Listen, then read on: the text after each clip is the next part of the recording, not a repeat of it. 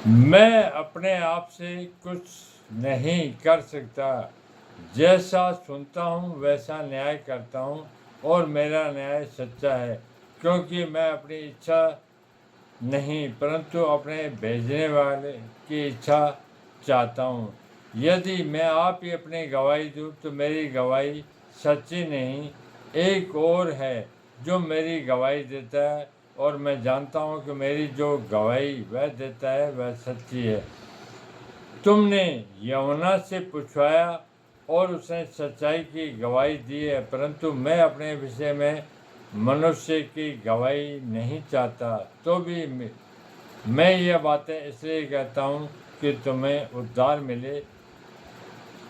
वह तो जलता और चमकता हुआ दीपक था और तुम्हें कुछ देर तक उसकी ज्योति में मगन होना अच्छा लगा, परंतु मेरे पास जो गवाही है वह यूहन्ना की गवाही से बड़ी है, क्योंकि जो काम पिता ने मुझे पूरा करने को सौंपा है, अर्थात यही काम जो मैं करता हूँ, मेरे गवाह हैं कि पिता ने मुझे भेजा है और पिता जिसने मुझे भेजा है उसी ने मेरी गवाही दी है। तुमने न कभी उसका शब्द सुना और न उसका रूप देखा और उसके वचन को मन में स्थिर नहीं रखते, क्योंकि जिसे उसने भेजा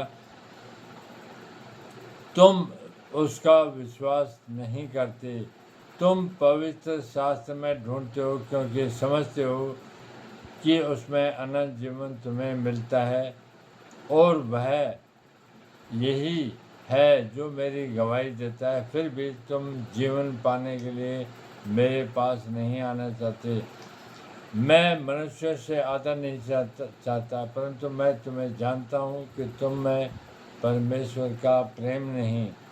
मैं अपने पिता के नाम से आया हूँ और तुम मुझे ग्रहण नहीं करते।